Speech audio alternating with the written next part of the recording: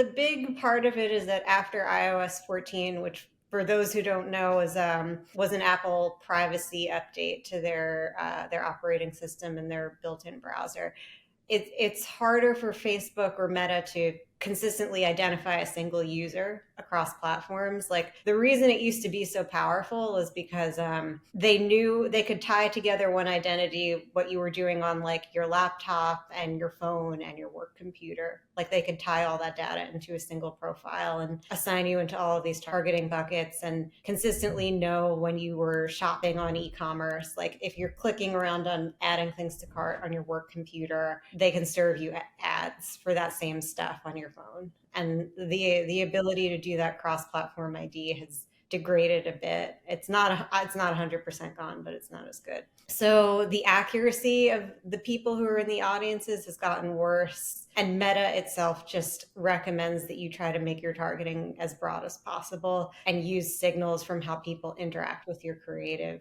to help find more people who are relevant. Yeah, so the efficacy of tracking is degrading, and it's gonna consistently degrade. Jackson and I were talking about this last week at an event that we had. And so like determining signal is becoming harder, and a lot of that's happening on individual ad creatives. And that's how the platform's optimizing based on those sorts of creatives. So it's harder to niche just off of pure media buying, segmentation, and targeting. Lucas, you should actually touch on Fermat. I think this is an interesting point of view, just as a sidebar, what Fermat is doing, because they're taking a very interesting approach to this problem that I think deserves a little bit of a plug.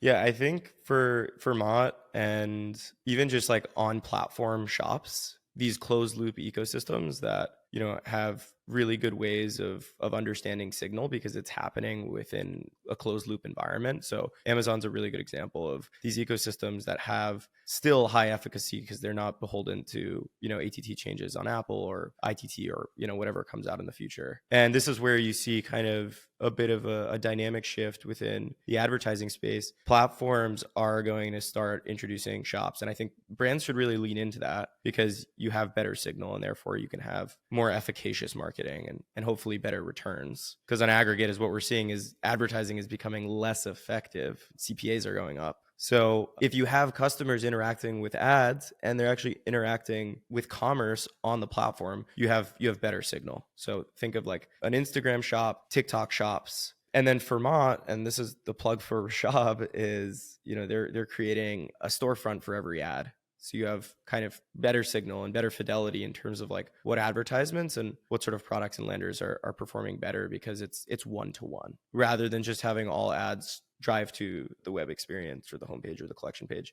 And I think the more interesting thing is like when you play this out over the next 5 years, it's like, how does the customer experience evolve and change? And what is the role of the website? How important is the role of the website in the advertising equation in the customer experience? That's something I'd love to ask you, Alex, too, if you could opine on. Well, honestly, what really scares me about the direction this is all moving in is whenever one of these big players is able to create a competitive advantage, maybe not immediately, but they do whatever they can to take more and more of the pie. So thinking about a future where Facebook is starting to charge a commission on all of the shop's transactions, like that, not a pleasant thing to think about. So I think it behooves every brand who wants to stick around for the long term to think about ways to build awareness and customer acquisition flywheels outside of paid social. Like if you can crack paid social, that can become a stable base of cash flow for your brand. If you can run paid social so that you're walking away from each transaction with at least,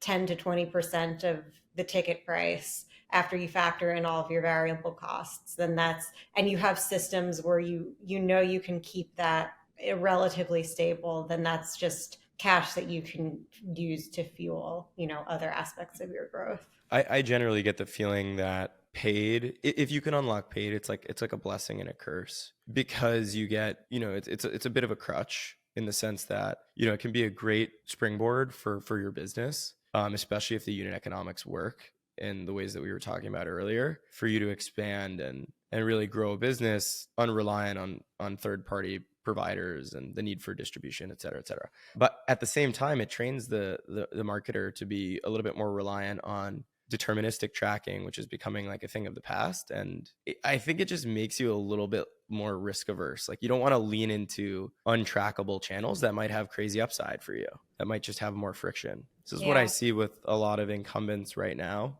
They're just like trying to move. They're like, okay, this is in the way post iOS 14, in the way that we used to run our marketing programs. This isn't working anymore because it's a lot tougher. And measurement and tracking is such an obscure concept that people are still adapting to, but they're still not thinking, I think, in like I want to push people to think even more outside the box in a way that, like, Jackson, we were thinking about, we talked about this a couple of times on the pod, but Jolie, like how they're just comfortable, like being uncomfortable with the tracking. They're being very deliberate about their ROI on their marketing in aggregate. You just don't need to tie back the ROI directly to the channel. Yeah, it takes the entire customer journey. I think that's what is super cool about looking into what Jolie is doing in companies like that. And Alex, you've been very vocal about acquisition and retention being two sides of the same coin. And so I'd love for you to chat about that a little bit. I mean, the way that we've been pushing our team and our clients is to really look more at the bird's eye view of the customer journey. And I definitely don't mean the AIDA funnel in a linear type of